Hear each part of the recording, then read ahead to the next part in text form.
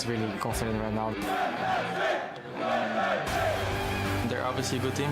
We shouldn't underestimate them, but we know how to beat them. We shouldn't be scared of them. Even though they look good, I think we look much better, and we will show that. We will just out-team fight them. I'm really happy we can play against G2. We have less pressure. G2 have high pressure, so it's good for us. We can win, I think, easily. Yeah. I'm happy that Fnatic won versus Vitality. The teams are not so different, like Vitality and Gamers too. I'm looking forward to playing in Rotterdam no matter what.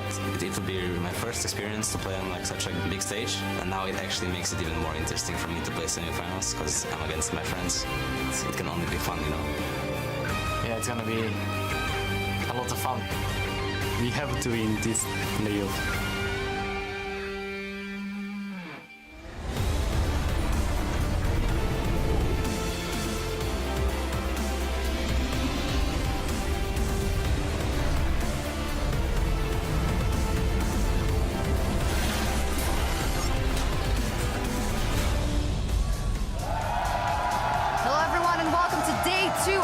Of the European LCS Spring Semifinals, where just one spot remains in next week's Championship Series in Rotterdam. As you can see, G2 there chilling by the pool, getting ready for their best off series versus these guys, Fnatic, looking to put their name on the wall once again, and all the crowd super hyped as well, and so are we. Today we'll tell if Fnatic will see their 7th final or if G2 can challenge their reign in the region. Good evening, everyone. I'm Evie Schoks-de-Poortre, joined on the analyst desk by Mitch Kreppel-Voorspoels, as well as Origin Jungler Amazing, and the support for H2K Vander.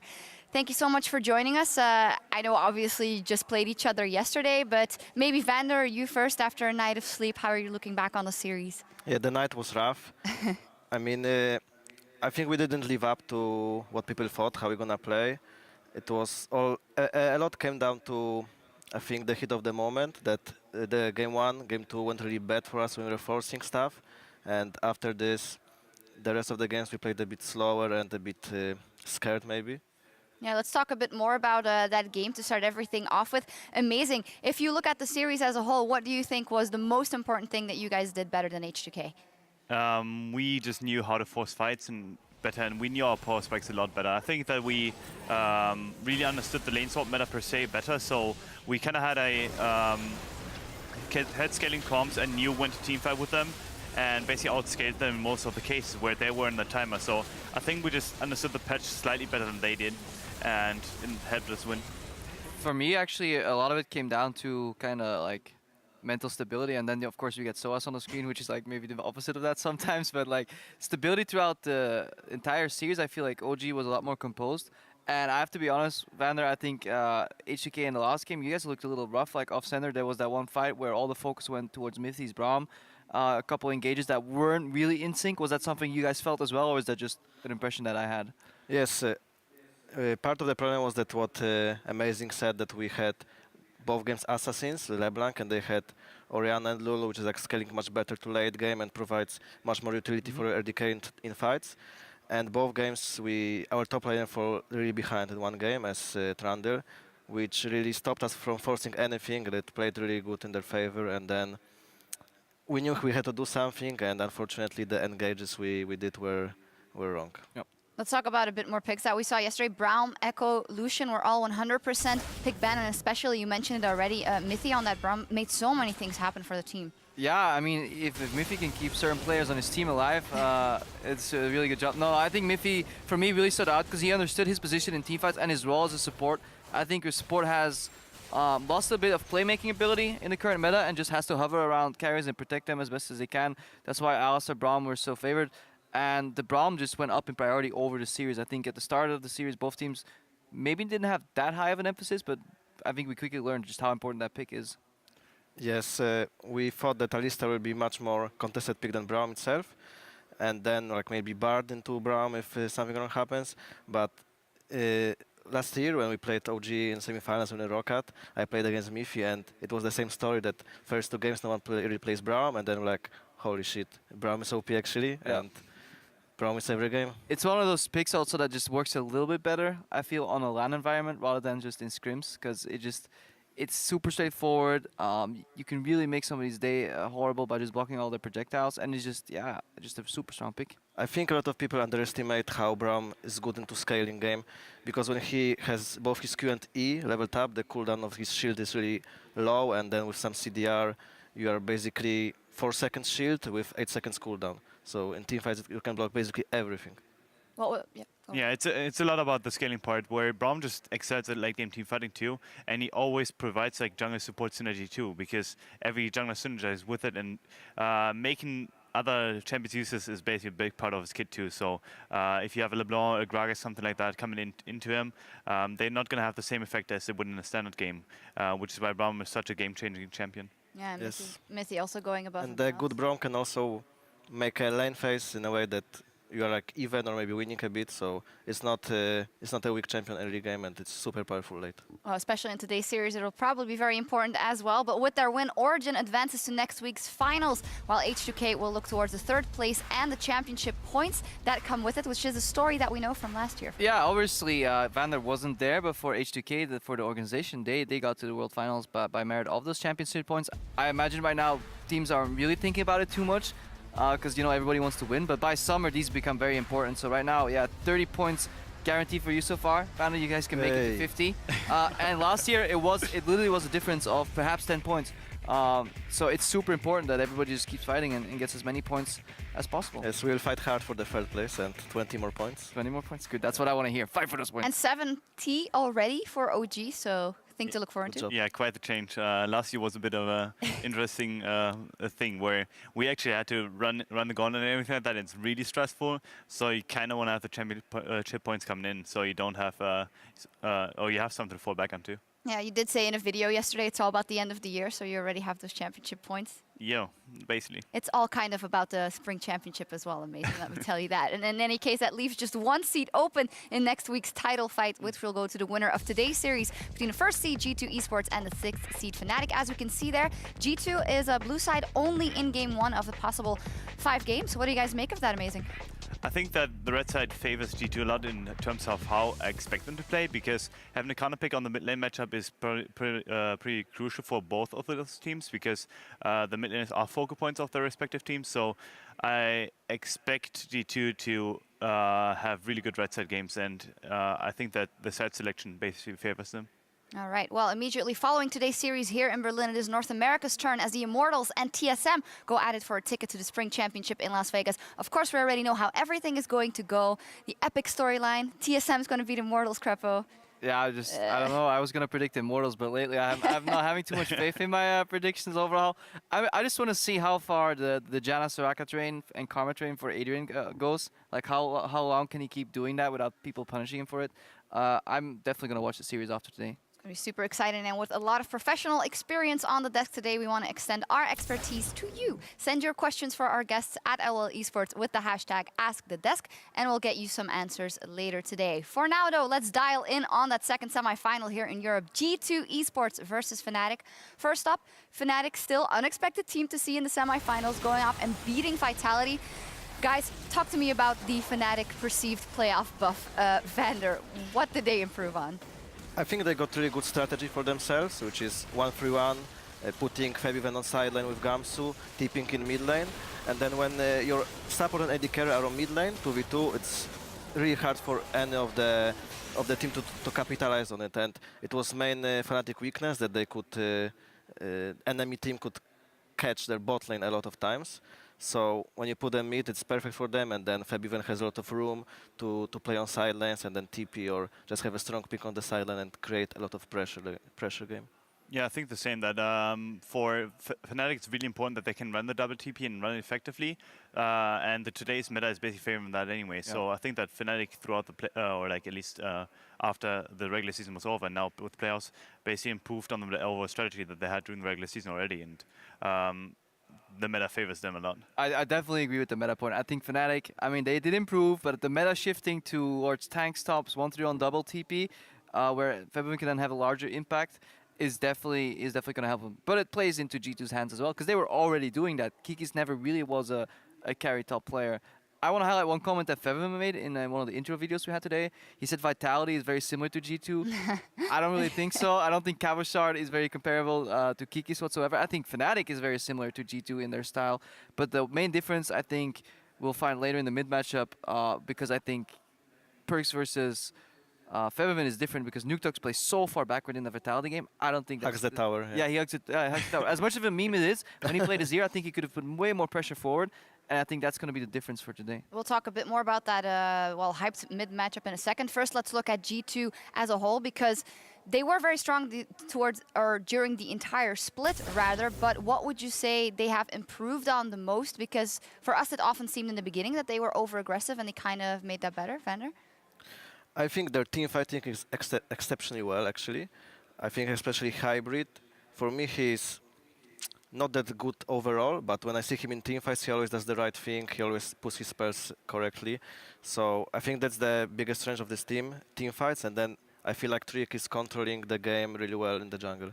So it isn't a coincidence that OG strong team fighting, G2 strong team fighting, Fnatic strong team fighting is now the 3 best teams for now in Europe. So I think it comes down to team fighting in the end. So if you win, but you can get an advantage before that phase by playing the map correctly. And I think so far in our European playoffs, I'm a little bit disappointed in some of the games where people refuse to take opportunities to really get advantages on side lanes or, always tunnel their TPs into go mid instead of maybe just ganking side lanes with teleport. So we need to see if some of the teams actually get advantages playing on the map before we get into the teamfight phase. Yeah. Don't know if you guys have any opinions on that? Yeah, kind of. I don't think that the team fighting point is that big either. I think it's it plays into it, but I think that avoiding fights or just taking picks or looking for picks is something that most people don't do, and you have to be really creative about it. And I think it takes a lot of skill to actually be able to do that. But I think that so far, no team has really done it besides us maybe yesterday once when we trapped the Sivir once. But there's something that people have to look for.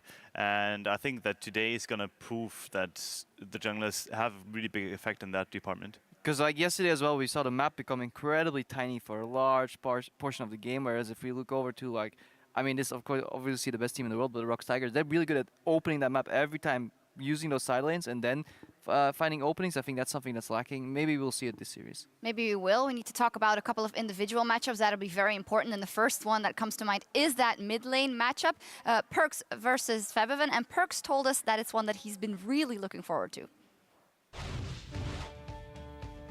I'm happy that Fnatic won versus Vitality, and now it actually makes it even more interesting for me to play semifinals because I'm against my friends, and it can only be fun, Last year he came into LCS as same as me as challenger player, and he was like the best EU mid laner for a whole year. So he showed up and proved a lot of people. So this year I was actually looking to do exactly the same. So I kind of took him as I kind of looked up to him from his last season play, and I learned a lot from him. So I'm actually really excited to face him in the playoffs. Yeah, what a storyline here. We see them there, Perks and Feven. When they met each other this split, it went very much for the side of Perks, even though it ended up being a 1-1 in the head-to-head. But looking at yesterday's games, how much will the individual lane on its own influence the series? Amazing. I think that mid lane is really important because if you get an advantage in mid lane, you can translate it to side lanes, and especially if you have a jungler that is able to control on the mid lane together with the mid laner itself, you can get so much advantage for your team, and that's basically what Crapper talked about. You want to get advantage before the whole team fighting thing starts, and I think that's going to be really important this series. I mean, that's also one of the major strengths from Perks. There's so many clips that already spring to my mind where he pushes mid, rotates bot for a play. Maybe at the start of the season was with the packs from Corki, makes it a little easier. But also Trick's style is very vision-based. Like he would always just use the pressure that he gets from his lanes to then invade, mess with the other jungler 1v1, and when he leaves some wards. And that allows the villagers to then play more aggressive again, and then start translating these advantages from mid to top, from top to mid, etc. And I think that's one of G2's strengths. Hopefully, they can keep doing that, and hopefully Fnatic is not really prepared, because then we can see some nice pickoffs. Yes, I agree that big strength of G2 is that Trick is very good at realizing when he's stronger as a jungler and which point of the game. Then he just goes deep into enemy jungle, and their mid lane and bot lane are really quickly to follow, and Kikis is always actually on point with his TP. I think he's probably the best TP from top lane right now. He's really fast, and his TPs are actually really good, I think. And that's something when people talk about Kikis, they're like, yeah, he's not that good, you know, maybe gets outclassed mechanically, but he's a player that works around his weaknesses. Like, if you're not the best player mechanically, perhaps he can't carry. I mean, just play your strengths, you know, play tanks and do good TPs, and I think he fits well because no team needs 3 hard carries. And I think he's like a good puzzle piece there. The only risk is if you then get up against really good top laners that just destroy you 1v1. That might be an issue, but in the tank meta, I don't really see that happening. Yeah, I think it's mainly differs on what is played on top lane right now. If he would play on Worlds patch, when it was like Fiora, Darius, then I wouldn't say he would be a strong point in the team, but right now with the TPs and how you utilize your TP as a team, I think he's a good player. Echo could maybe shift that balance though, because that seems to be the one matchup. I see an amazing shaking no. Opinions? No, it's fine. It's fine. It's fine. It's fine. Alright, it's fine. It's fine. I mean, this is an Don't worry about analyst desk. We're here for Yeah, analysis, come you know? on. In any case, the players or Gamsu is having a problem with his headset. We are resolving that, so we have a bit more time to talk about it. And it's very interesting, the topic of the meta favoring one or the other team. And let's turn our attention towards the bottom lane. Hybrid, of course, we have Vander here. You were lauded by a lot of people and guests that came to us as the best support in the EULCS. I didn't show it yesterday. Yeah, unfortunately, maybe okay. not able to show yesterday. But what do you make of Hybrid and obviously Kleina that has had some practice on the team? Well, I think both me and Mitty, it was like the better support duo yesterday than we'll see today. But Hybrid, what I said already, I'm admired how he team fights. I think he's really good in team fights. So that's his main strength. And then Klai, I think he's a bit better than Hybrid in controlling vision. But then, yeah, his team fighting is not that good. You're frowning. Yeah, Don't you disagree? I never watched. I see. You only can feel how good a player is at controlling vision when you play against them. It's hard to tell from me from above. I haven't paid that much attention to it. For me, Clyde just felt really weak up until the last few weeks where he improved a little bit. Yes, I mostly refer to what I saw in Vitality game and then what I played with Hybrid for last 2 weeks in scrims every day. So I could notice that his vision control is not that great. Maybe he's lacking a bit in practice games. He's sandbagging. yeah. What I like about Hybrid and Emperor though is that they can gracefully lose a losing matchup in lane and somewhat go even in CS. Is that something you've experienced?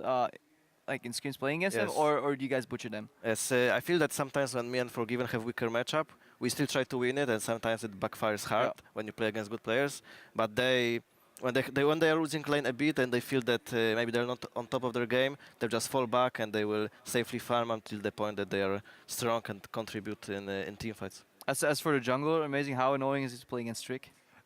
Pretty annoying. I think he really knows his prospects really well, and it's something that is quite unique to him. I think that most junglers are really just playing around the map and don't really go into any specifics or try to do anything creative. Whereas I think that Trick actually is really creative about what he does.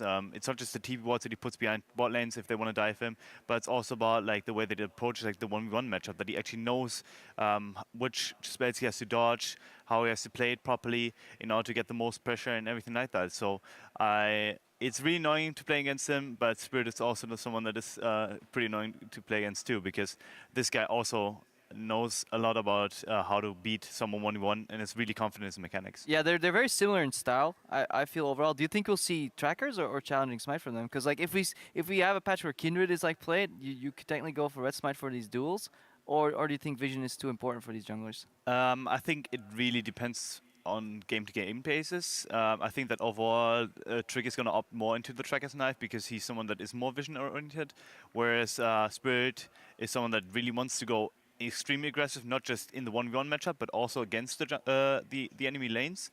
So he's probably going to be more likely to get red smite than Trick is. All right, real I have to short. disagree here with Amazing. I think when we see, depends on champion matchup. I feel if Trick will be Graves, Kindred, and there is like Ferja, Nidalee.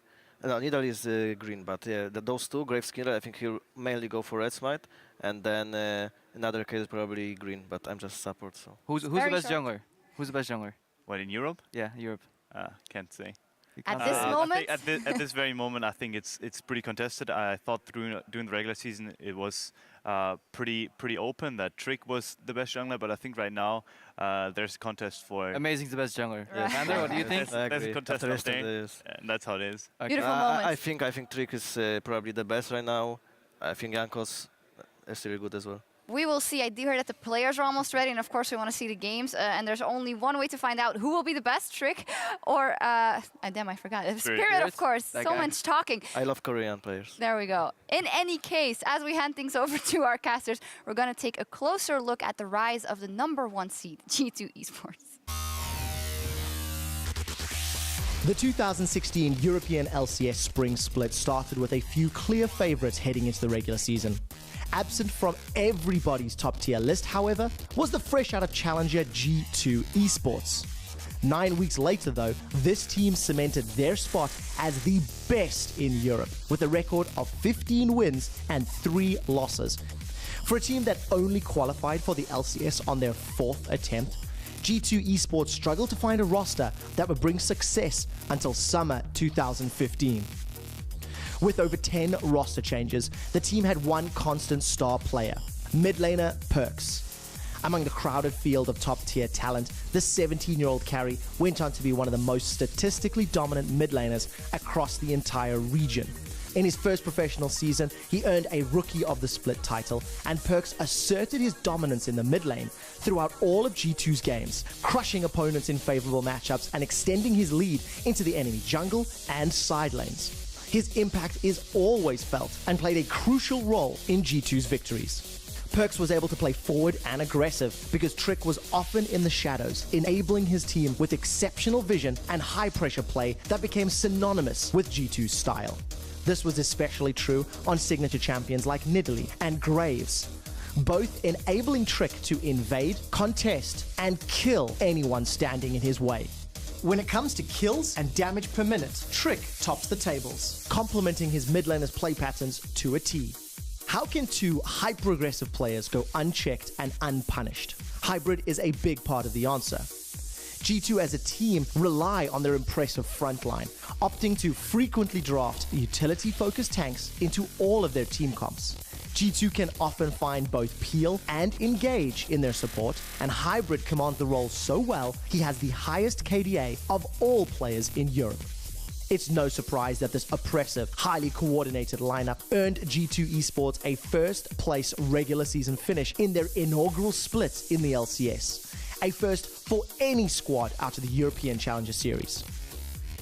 With the table-topping record, the league's fastest average win time, the highest number of kills, the largest early game gold leads, and a bye to the semi-finals as the playoffs' first seed, the 2016 Spring Split Championship may be G2 Esports to lose. Hey everybody, I'm Devin Pyrotechnics Young. I'm here alongside James Stress O'Leary and Martin DeFicio Linga. As we near picks and bans, gentlemen, let's run down our starting lineups. On the blue side for game #1, it is of course G2 Esports. That means in the top lane, we've got Kikis. Prowling the jungle is Trick. Perks in the mid lane, Emperor the AD carry, Hybrid support, and their coach is Youngbuck. And as we saw a moment ago, gentlemen, this is a team that is just absolutely stacked for talent, taking away all the awards we've got pretty much. MVP of the split, outstanding rookie, of course, in Perks, and then Youngbuck's the coach. They got it all, man. They got a lot of accolades, but their opponents have historical accolades and accomplishments. They have got themselves multiple European championships for the organization. It's Fnatic, Gamsu in the top lane, Spirit in the jungle, Febiven in the mid lane, Reckless as AD carry, Cly as support, and their coach is Dalo.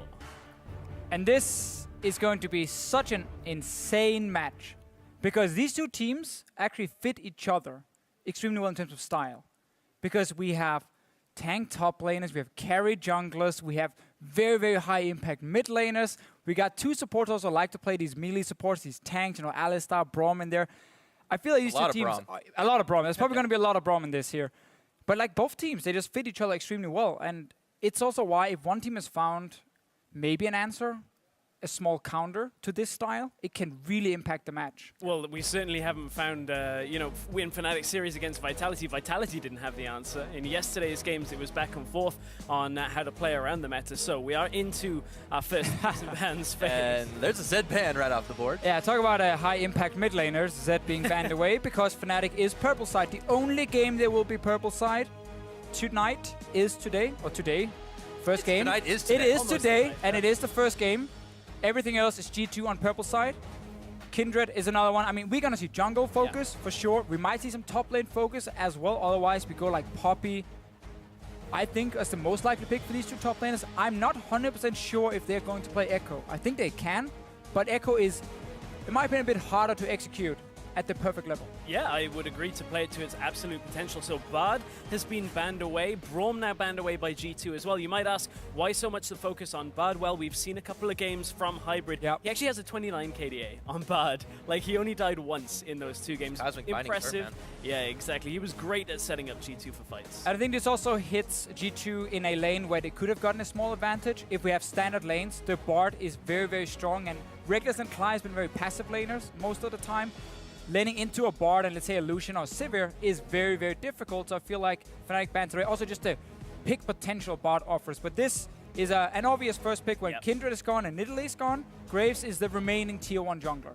With that Poppy banned away as well, they'll see some of the top lane already hit, but with Graves picked up, Fnatic looking to answer. From here, though, we get to see where does the priority go. Alistar's still available, and with so much focus now on supports, could be opting for that early rotation for Alistar for Fnatic. Trundle is also up as a support pick. Obviously, we look a lot at Trundle, Poppy as top lanes, but again, also that Echo that snuck his way in. Yeah. When Trundle is available, then Maokai falls slightly down in priority, and also why you don't see a Sivir Maokai first rotation coming in for Fnatic. But also when you have double support ban, double jungle ban, you know, the remaining top tier picks in those roles will of course go higher and higher. That's why the Graves, that's why the Alistar. And with the Sivir being locked in for Fnatic, there's no rush for G2 to look for their AD carry. It's like Lucian when it comes up. Emperor, half of his regular split games were on Lucian. It's kind of like written already in there before you ever see it. And he's been a beast on it, but at the same time, G2 not having to show that hand, go ahead and grab themselves the mid laner Lissandra, a pick that Febiven had immense results on last week. Yeah, and now obviously for Fnatic, we had some fast picks coming in because teams very clearly expected, like the Graves first pick, so Fnatic said, okay, Sivir is open, we take that one, and then as we talked about the Alistar with these support bans, Trundle is more than fine being swapped into a support role for Hybrid as well, and you can then still pick a Maokai or an Echo up top lane for Kigis. Also played a lot of Nautilus during the split. Fnatic though right now needs to decide, do we want to save counter pick for top lane or for mid lane? Because Lissandra has already been locked in on the side of G2. I think you can pick your mid laner here and save the pick for Gamsu, but does he really have any counters, or is it just another tank? Well, we're actually going to find out. It's actually going to be jungle for it. Oh, the last second swap to the Lee Sin for Spirit. I was going to say locking Ryze and Echo does, although they have flex potential for both top and mid, does lock your solo laners. So with the last minute change, now there is still that flexibility in the draft. Man, we saw some nasty Echo play. Wow. Definitely expecting to see some good things out of Gamsu. Still be able to build that tank up, and G2 get a quick lock-in on their side. Kalista Thresh. Yeah, this lineup from G2 is very, very strong in the early to mid game. We have still a fantastic strong 2v2 lane in Kalista Thresh, despite some nerfs coming in. Into obviously a melee support, so you have double range first of all for G2. At the same time, Trundle into Echo is actually a good matchup for the Trundle as well. Echo later on in the game becomes extremely annoying. He can go QSS against the Trundle and you won't kill him 1v1. But G2 are just stacking very, very strong lanes here, and then this double teleport we expect to see. Yeah, you have to expect to see it, especially when you look at the likes of Lissandra for perks. Now, will Fnatic do the same thing they did against Vitality, which is pick this Kassadin, which is going to be able to punish later on in the game? Keep in mind that as G2 are trying to utilize this setup with strong side lanes, there is the potential that G2 don't have the fastest push in the mid game against Fnatic right now. It's not like they had the Azir that was good at pushing turrets. Kalista is fairly short range, has to step forward, so this Kassadin is ever so slightly harder to punish than Vitality had the opportunity in game 1. And also, last time Fnatic ran the Kassadin, it was with an Ezreal as the AD carry, so he's very slow when it comes to also clearing his wave when you move into mid lane. Sivir is of course very good at wave clearing, but it is double TP 1-3-1. It's exactly what we expected, and again, coming into this pick and ban phase, we said these two teams, they share the same kind of play style. Yeah. And that's what we're going to see. And that's the other thing about this comp, the Echo as well. Once he gets those 2 items completed, he has strong wave clear presence as well on the other side, so they have very strong side laners in this matchup. For Fnatic on the side of G2, you already talked about how they want to win the lanes early. Then you're looking for the Lissandra, for the Thresh to try and set up picks. You've got Graves to burst down. You've got the Kalista damage coming through as well. So this could be an explosive game overall. We will have to see when these two comps bump heads who's going to come out on top. Now, they are all locked in. It's time to see if the new kids on the block can take on the reigning European champions. He was like the best EU mid laner for a whole year. So this year I was actually looking to do exactly the same. Yeah, hopefully they make the same mistake as Vitality and they give me the right champions. I kind of looked up to him from his last season play, and I learned a lot from him.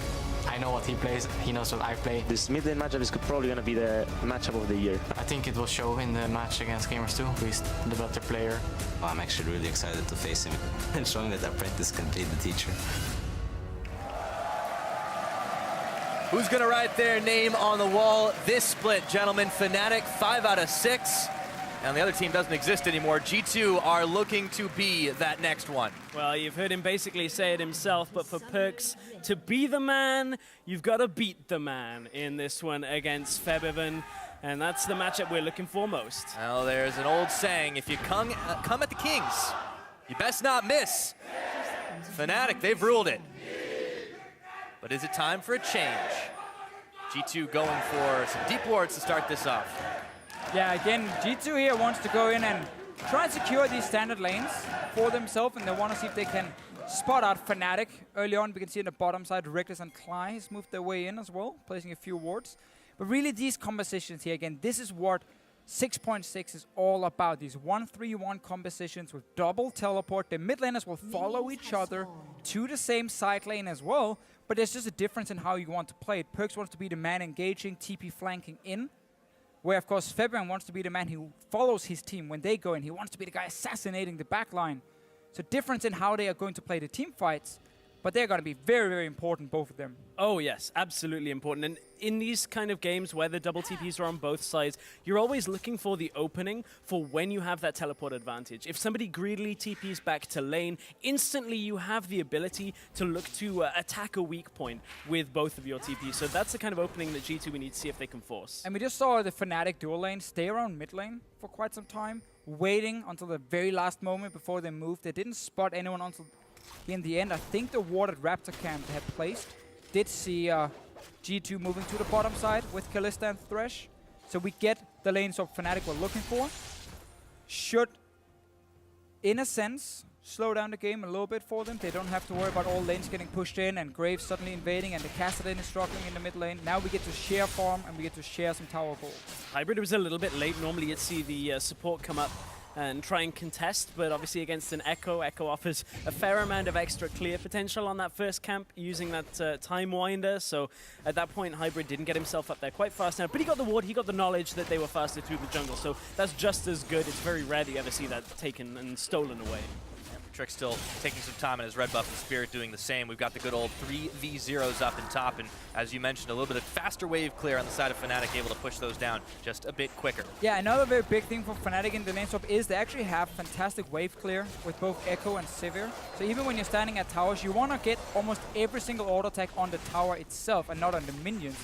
Kalista does have to sit and start hitting these minions with a few auto attacks before she can rent them. Sivir, you throw the boomerang, maybe one hit with Ricochet, and then of course the Echo Q as well takes down these waves very quickly.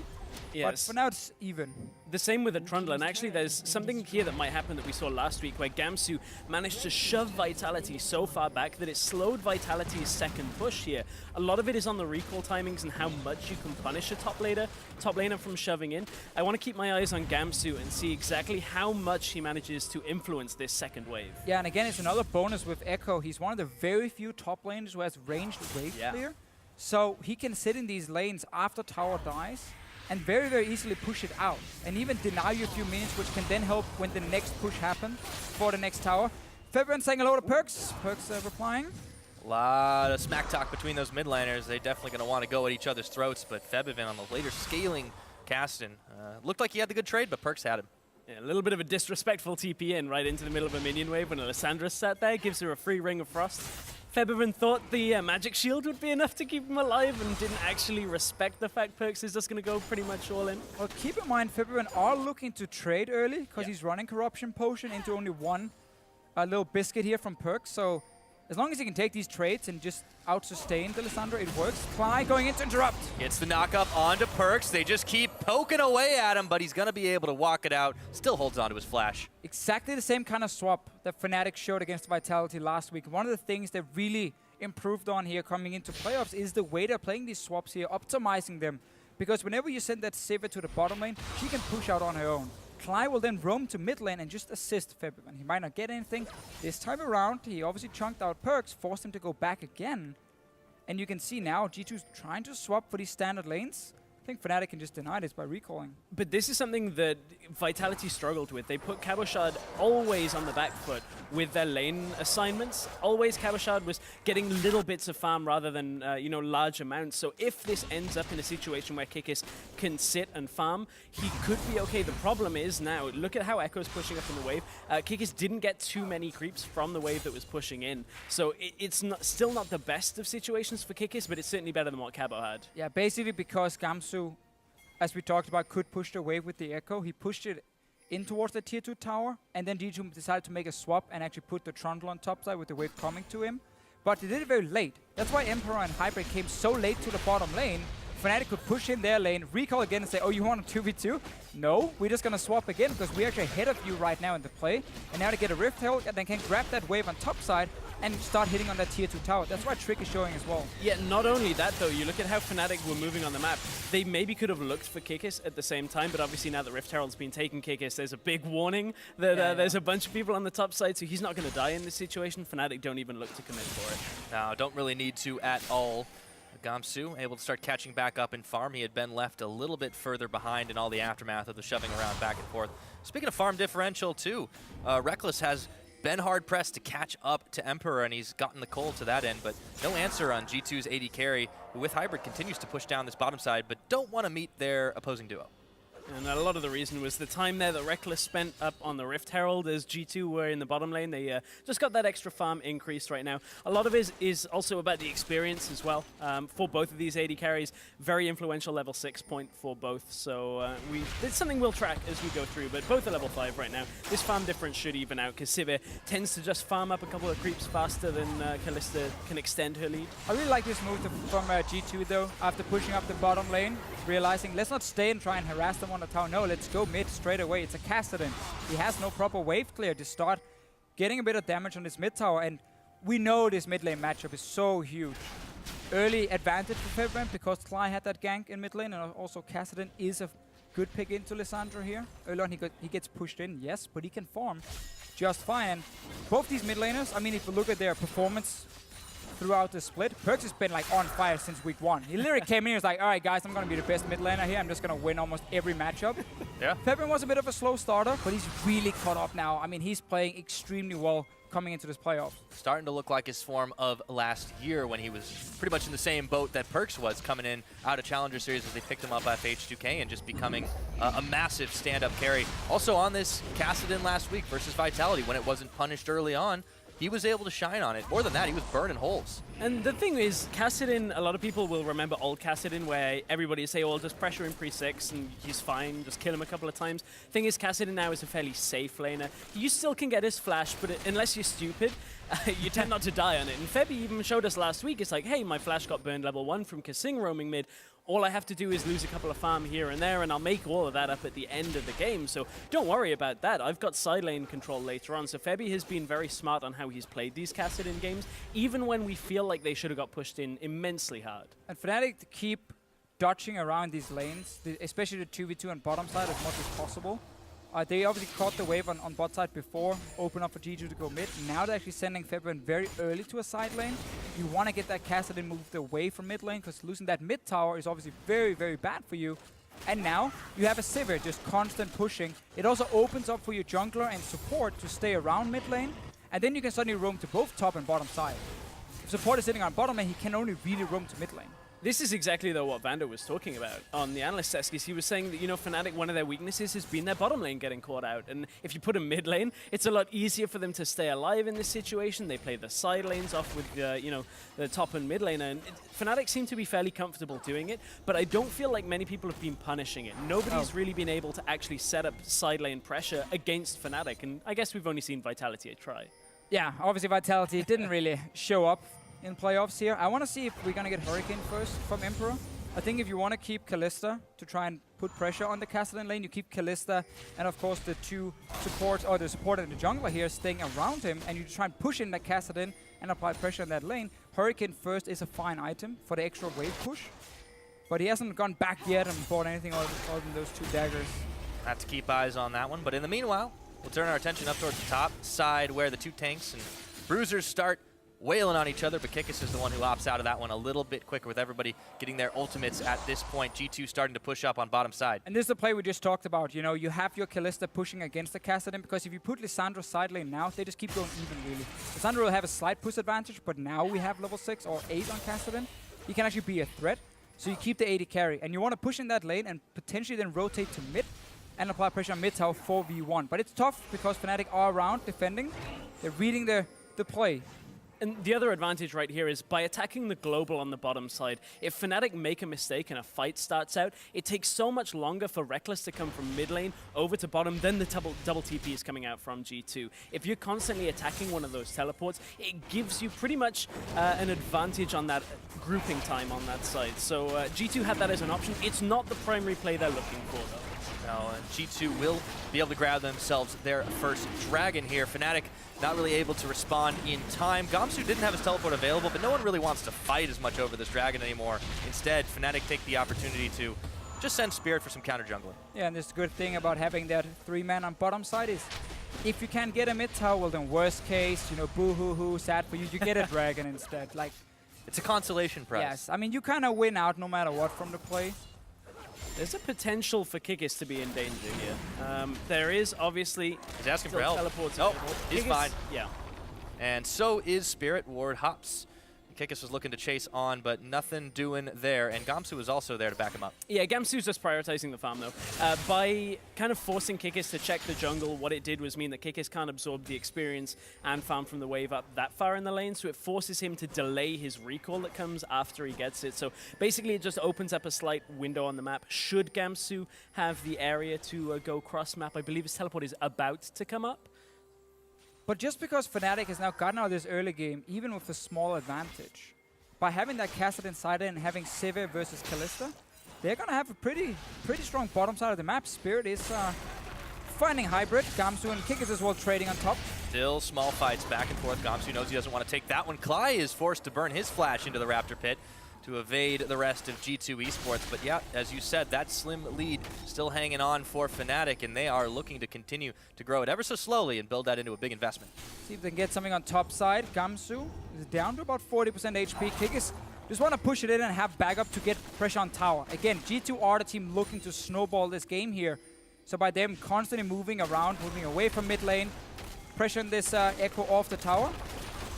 Well played by them, but they have to keep in mind, they have no wave clear mid. It's a Kalista. She's not going to wave clear. No, not especially not on her own against the Alistar. She's fairly short range as soon as she steps up. Unless you can hop away correctly, it's kind of difficult. The Thresh is around, though, to keep her alive. Speaking about that top lane, we saw Gamsu dropping fairly low.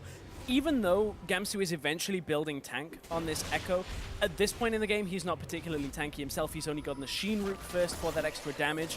Not actually wanting to trade too much with Kikis, so it does mean in these early parts of the game, Gamsu still needs some extra time to get tanky overall. Especially didn't want to deal when Kikis was bringing friends to the top lane. So as a result, G2 do knock down their second turret of the game, get themselves right back even in that gold game, and they pick up a Rift Herald to top it off. We are seeing a G2 team, though, who through their 9 weeks of LCS, before we came into playoff, very often would have games where there would have been 3-4 fights already. Yeah. Extremely aggressive in the way they were looking to gain advantages through skirmish. Here they've actually been playing the macro game. That little move before going top, and they're not looking for gank. They just want the tower. Yep. Hybrid goes back to mid lane because he knows that Kalista on her own cannot wave clear. But he also knows they can take top tower already, so he goes back mid, forces Fnatic off, and they just play this little game where they know they have the stronger early game. So as long as they're the ones being proactive, putting pressure on these towers, Fnatic has to respect that. And they can't overextend. I had no flash, obviously. And just a good little move again by G2, and a lot more macro focus compared to just fighting. This is the question we had for G2 coming into these playoffs. We haven't seen them play for 3 weeks, and we had to ask ourselves, was G2 still going to try and overextend and overfight and end up outplaying themselves? Remember, the last time this team lost, they were 5K up against Fnatic, and then Kog'Maw happened.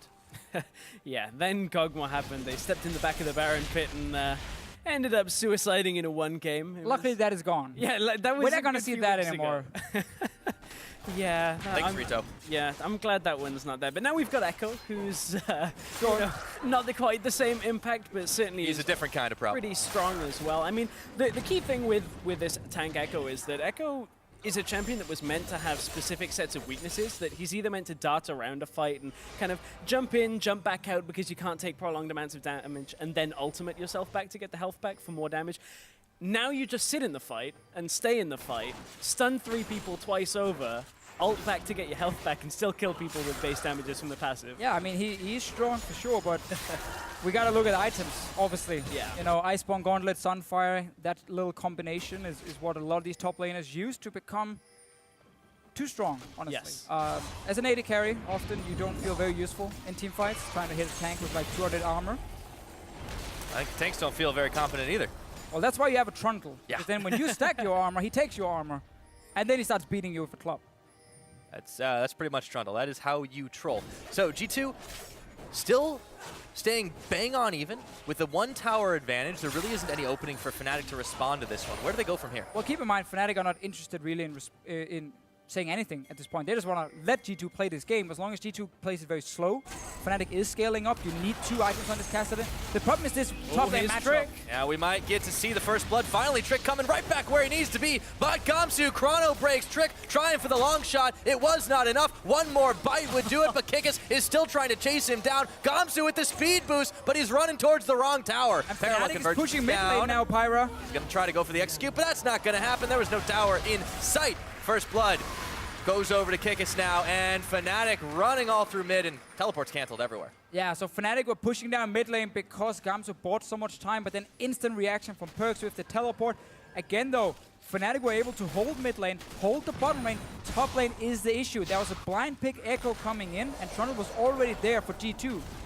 Aside from this top lane tower going down now, that's going to be a goal for G2. The problem with that is you look at the teleports. Gamsu has his available. Kikis teleported to try and start that fight. Oh, Perks. Oh, and he doesn't have no teleport. Not that it would have kept him alive much longer. Lantern puts the tomb on himself, yoinked back by the Lantern, and the rest of G2 are there. Perks hangs on by a sliver of health, and Fnatic are denied the kill. And again, that's the kind of thing that Fnatic can look to do when they know they got an advantage. Lucky for Perks, though, the rest of his team was around.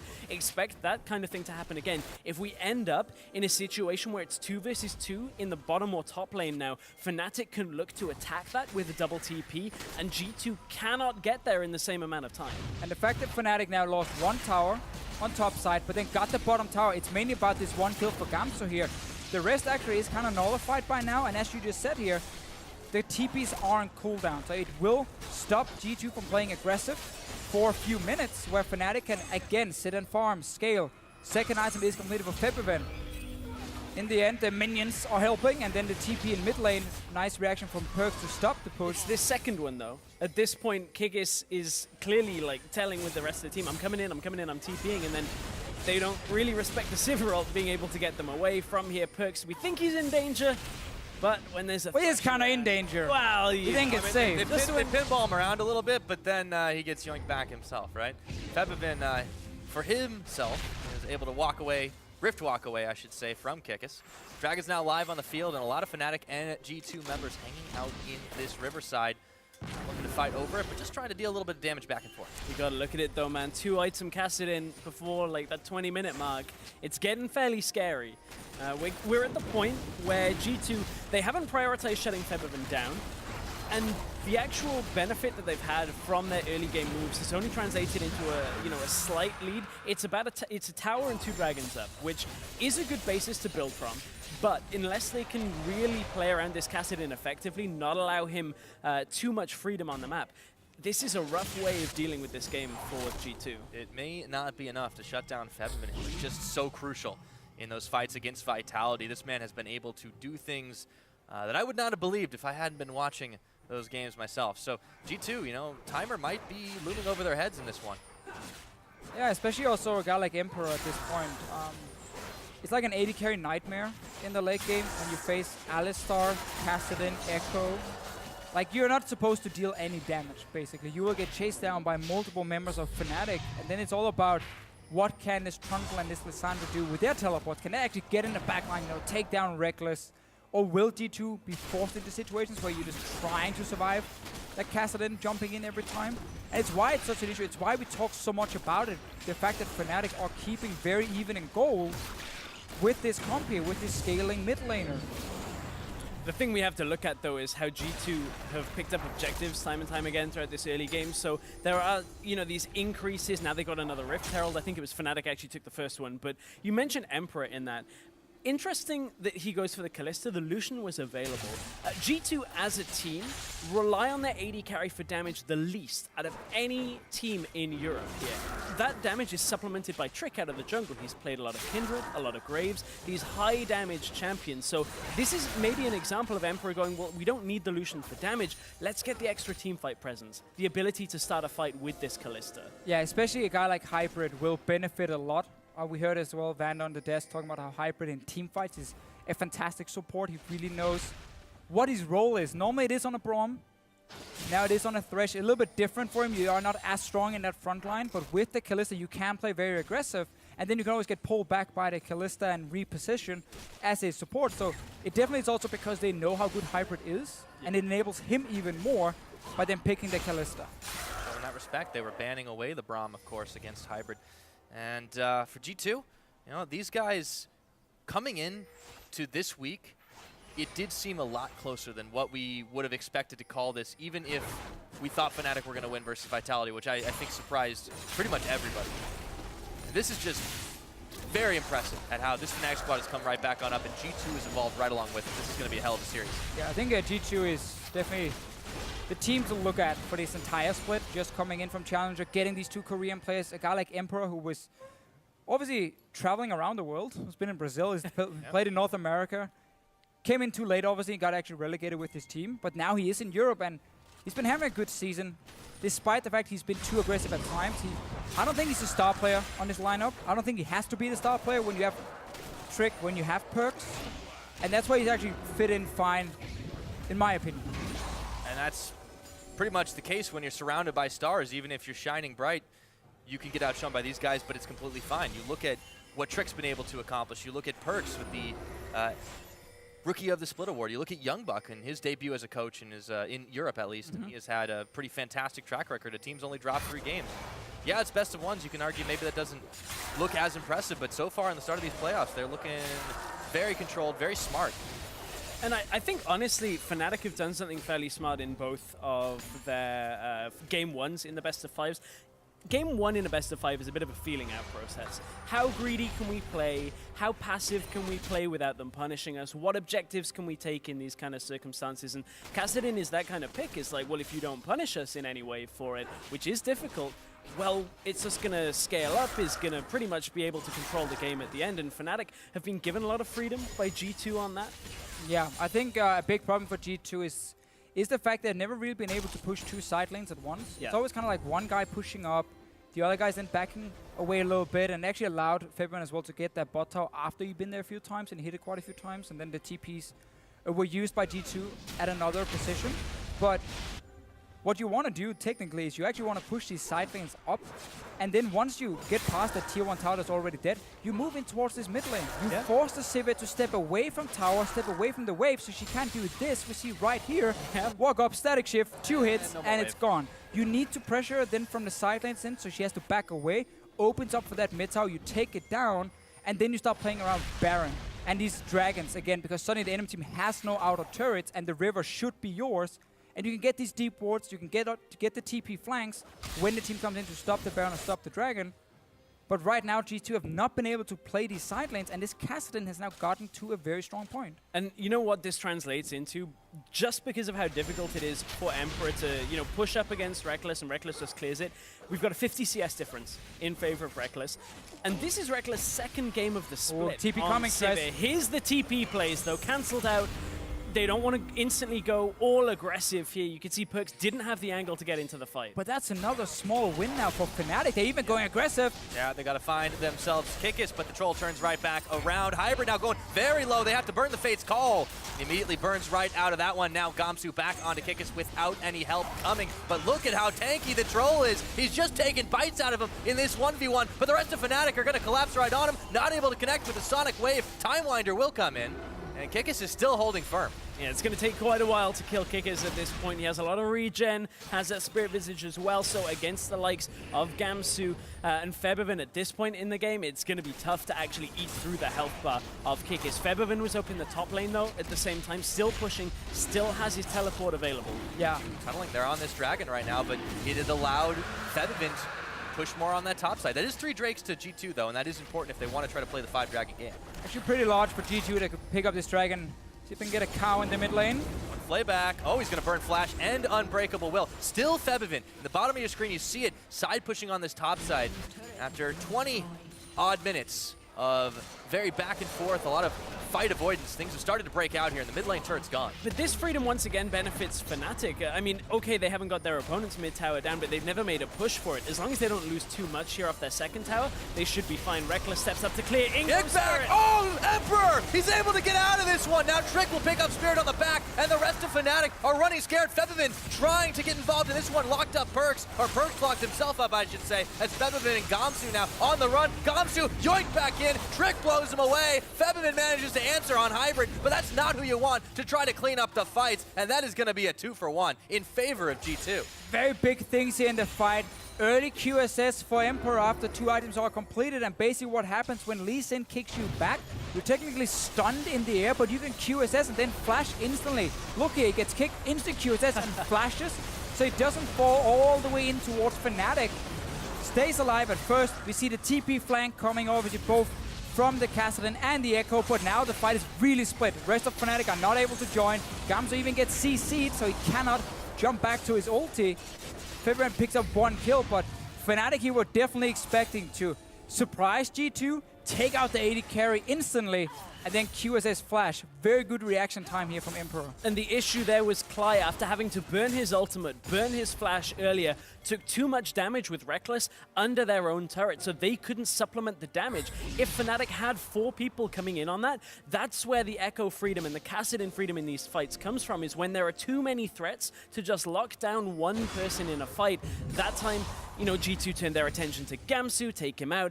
The fight becomes infinitely more easy. It was all on them trying to pick off Emperor, who really prioritized the QSS, the 3rd item picked up for him after the Hurricane, after the Blade of the Ruined King.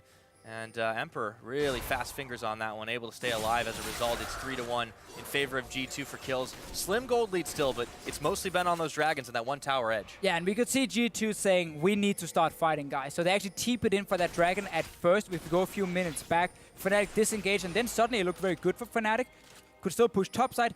They weren't interested in really fighting before that, because they also had a split pushing Kassadin, and G2 couldn't fight until they moved Perks all the way down, took that dragon, pushed up mid, and then we had that opening that Spirit started. And that's a fairly rare opening. Very, you know, infrequently do we ever see a team that do not have their teleports win a fight against a team that has both of them available when both teams weren't really in the situation to fight. And it was a good just initiation, counter initiation that came from G2. Also just the TPs for Fnatic, they were so far away from the fight itself, they didn't really have a ward perfectly set up to engage in, and now G2 has to basically play around this Baron, because again, they are looking for a fight where they can TP in with Perks and Kikis from behind. Starting the Baron, 1 blue trinket available for Febiven, he is nearby. Perks is now sitting ready in the bush. G2 really wants to fight here. Yep, Spirit couldn't get baited in. Instead, Kikis will have to settle for a consolation prize. Taking a whack at that pink ward, not able to get it all down to 0. Fnatic really wise to this one, not going to let G2 get away with that, and didn't even expend that blue trinket, so G2 have to go home empty-handed. 28 minutes into the game, and it has all started to settle around the big purple worm. But now we've got to look at how Fnatic can utilize side lanes against the TPs. Febiven is a little afraid to go up to this top side without Spirit being in close proximity. I was watching his movements up and down through the jungle, and without Spirit even remotely close, he was like, I don't really want to go up there, because if they have wards off to the side and can TP in on me, it doesn't matter that I'm Kassadin, I have no flash, and Riftwalk isn't enough to get me out of this situation if I'm up against the likes of a Lissandra and a Trundle who are going to kill me pretty quickly. I know you were making a kind of a strange face about the Kassadin build path, Deficio. No, I was just getting afraid because he now had a void staff already. Yeah. Oh, I misinterpret it as it's disgusting amounts. It's the same face anyway. Yeah. Doesn't really I matter. just can't tell, man. I've known you for a while now, and it still doesn't make any sense. I only have one face, Pyra. Face of disappointment. Oh, ooh, that was like a shot in all directions. Well, hopefully this game lives a little bit more up to your high standards. Another minute and 15 seconds on the next Dragon available. G2 holding on to that 1K lead. They've been able to take Dragons pretty freely this game, and it gives them a lot of an edge once they picked up number 4 to start threatening for 5. Yeah, and something with these, again, double TP compositions where, as we talk about so often, it's about pushing these side lanes in, because once you push it up to an enemy tower, the river is yours. You can take the objectives, Rift, Hell, Dragon, even Baron. Getting early Dragons actually has more value then, in that case, if you are against a scaling composition, because it gives you that opening to force them into a fight where they might not be able to check every ward behind them, and then suddenly you get that great TP location, you start a good fight, and you use that to snowball by forcing them to come down and stop you when you are taking these Dragons. So obviously 4th Dragon is going to be a big objective now for G2. Fnatic have teleports ready. Level 16 Kassadin has been hit, so we are in the zone. You know, Fabian, he's ready. Oh yeah, he is so ready to start dealing damage. And Gamsu is so ready to get rid of everything in this game when it comes to crowd control or debuffs. He's picked himself up the QSS. Obviously very effective against the Trundle. He's going to want to be able to utilize that in the sideways, but the Lissandra as well in the team fight. Very good at dealing with an Echo. Oh, look at the TP here. That was a nice quickie by G2, but will be quick enough. They look for Cly. He's unbreakable. Can he walk it out? Gets a big old knock-up on 4 members, and he knocks headbutting back. Spirit trying to pinball it all around, and the fight is going completely haywire. Emperor in the back dealing as much as he can, and he picks up Cly. Now the side of beef is cut. The rest of Fnatic are starting to crumble. Gamsu and Febivin going low. Perks almost able to make the outplay, but not quite enough. It's going to be a 2 for 4, though, and G2 come up huge. Gamsu got locked down with Febivin in the middle of that team fight and still has his QSS available. It was a catch onto Cly that kicked that fight off, and look at the death timers. This is going to be critical damage coming out for G2. Yeah, 1 inhibitor. It's already going down. We're 31 minutes, and the base just got cracked because that fight went completely nuts. But no minions still here. Can Spirit save the day? They're wailing on the Nexus turrets. Trick is actually tanking it all up. Spirit going low. They knock him back. They take him out. That's an ace. There's still death timers going. And it's only Cly coming now. That's not enough for Fnatic. G2 looking to finish. This is going to be an abrupt finish indeed. Trick going a little bit low here, but there's no more damage left, and Clyde can only help but watch as the Nexus will fall, and G2 take a quickie to finish up game 1. That entire build-up around this Kassadin hitting level 16, you know, G2 were playing around the Dragons. What actually happened there in the end was that they had a big wave on bottom side that Fnatic were very slow to react to. They come down, trying to like sneak in behind G2, and they're like, well, this is what we want. We want you to come in here, split up so we can engage onto you, and Perks TP's in. Fight is very split up, Fibrin joins late, and then suddenly everything is lost. Yeah, and a lot of that is you have 2 high mobility, team fight loving mages. You have an Echo who's playing tank and a Kassadin who should be able to survive a lot. They stand on top of each other. Lissandra is just like, oh, okay, well, we can crowd control these people in place. They're not dealing damage. The first thing Febby had to do in that fight, by the way, is ult out of the fight to reposition. Yeah, Perks went on to him. Lissandra ult straight away. So this, you know, this Kassadin in that fight actually didn't do too much. Yeah, and I wanted to actually get to the point where I was like, well, if they can lock down Febivin, something will be able to happen. And then all of a sudden, all of this careful build-up, all this planning, it completely is undone. And G2, after all this crazy macro game, they win it off a fight, of course. I really think Fnatic were sitting there talking about this 4th Dragon, how now it's time to go down and stop it. We have level 16 on our mid laner. This is everything we've been farming for and like kind of delaying the game for. We saw how they were normally not looking for fights other than the 1 engage in mid lane from Spirit where they thought they could catch an AD carry. But now here in the end, because they maybe got too eager to fight, they end up sneaking in around and like was completely split up, and then they lose that 1 fight and the game is over because of the long death timers. Yeah, and that was it. I mean, that's all you can say about it. Entire build-up is gone. Yeah, I mean, that's game 1's already locked down. We're going to go ahead and send it back to the analyst desk to discuss how they put a new meaning on sudden death. Yeah, thank you, Pyra. It was all over all of a sudden for G2, and we want to start by taking a look at Pick and Ben. Obviously, as we know how much is going to evolve throughout the series, what did you guys make of both teams' draft? Obviously, G2 electing for that Grace first pick, giving Sivir and Alistar over to the side of Fnatic. What was the most influential pick here? Yes, I think, as I said, Trick is the main player, and his 3 most comfort picks are right now Nidalee, Kindred, and Graves to our band, so it's really obvious what they're gonna first pick Graves. I think that like the scaling that Fnatic has in their composition, like they really relied on the lane swap and everything like that, which is something that you can do. but it's not necessarily something you want because there are too many scaling elements, so they couldn't really control waves on the side. So it just felt that G2 would have the pressure no matter what throughout the early 30 minutes until Cassian basically hit service 16. And if you then opt for a bad fight before the Cassian is actually hitting his power spike, it's pretty grim. Yeah, because, sorry, what we heard here on the desk and we all were talking about was, well, it doesn't actually matter. The minute Cassidy hits his power spike, things will be over, but they pulled the trigger. I mean, late game Cassidy will do some dirty things. The way to get there, though, step one for Fnatic is to get the lane swap, and that's going to be our first replay where we just were surprised by what Fnatic did, because it was smart from G2. First of all, they deep invaded to get some deep vision on the left side of the map. That's where you see the wards. And then, Vander, is this a strategy, is this cheese, or is this completely to be expected here from Fnatic? Both sides have wards in the enemy jungle, and then duo lane has to just sit mid basically and see where the enemy Kalista Thresh go, and they just played it better, more patient here. Yeah, before this maybe, which lane do you want? I mean, you want Sivir and Alistar to swap the opposite. Yes. Yeah. This is a phase in the lane swap that you felt particularly strong about, Vander. Guide us to what you think of it. So right now, Sivir was much ahead of lane swap than Kalista, and that's why Echo could sit Kalista Thresh on the ward coming to top lane. So he was pushing out to trim the wave, so their push on the tower will be slower.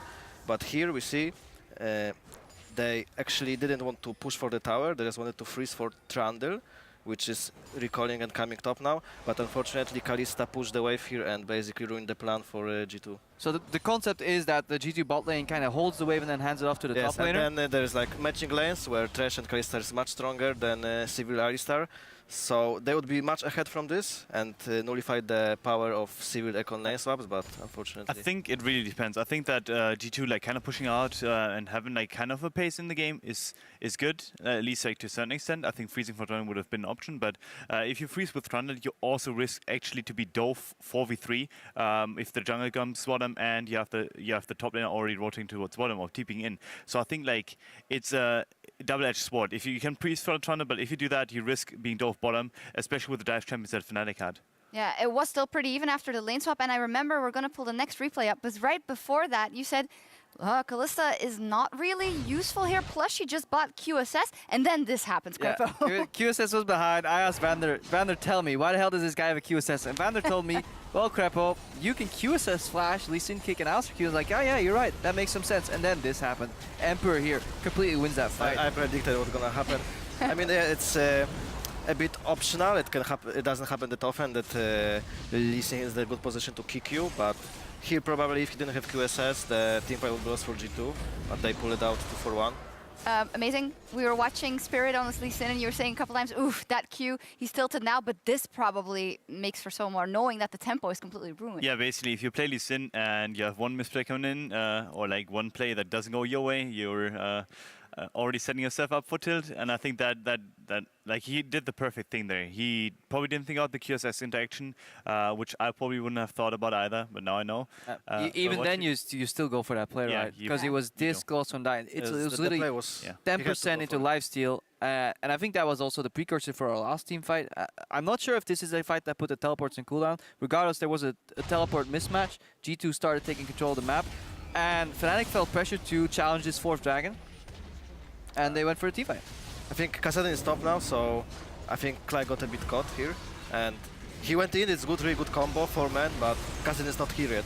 If Alistar would go in now, then Fnatic would probably win, but I just think Alistar pulled his trigger a bit too fast here. And do you think that's Fnatic losing control of the overview of the game, maybe getting surprised by a rotation bot here, or like what do you think happened there? Basically, they were pressured by 4th Drake, and they wanted some vision and some control in this area, but they misplayed, just went too fast and were not cautious enough. Do you guys think we'll see a lot more emphasis on dragons overall? Because this split so far, Europe didn't really care about dragons, but games are going quite long, especially keeping yesterday's series in mind. Do you think 5 dragons is a viable strategy? Pick a little bit more early game oriented composition that does get outscaled, but then can get the 5th dragon to make up for it. I think it's really risky to do that. I think like relying on the Dragon to basically give you that first stack at some point to make up for less late game scaling is risky. So I don't think it's something that people will necessarily opt into. It's something that's going to be optional, and it's not going to be like people are going to play full early game compositions. But I think that paying more attention to the Drake per se is something that people will do, and probably should have done that yesterday. But yeah, I think G2 pressuring with fourth Drake is pretty good, but I also think that Fnatic didn't need to fight there. Yep. So opting for that fight is something that they decided for, and they were not really pressured because the fifth stake was not coming up yet. Yeah. So it's just up to them to basically like, decide to make that mistake happen. Yeah, we'll see what happens and how the priority goes up or down. But we're going to take a quick break as Fnatic looks to even things up in Game 2. But first, let's hear from G2's Hybrid. Since the first day we met, like we have really good synergy. The first scrim we did, like everything went perfect. Like it felt so perfect, you know? So yeah, but I think their weakness is their jungle support. I don't think it's that good. So me and Trick will just like go together, control the whole map and control the game from there.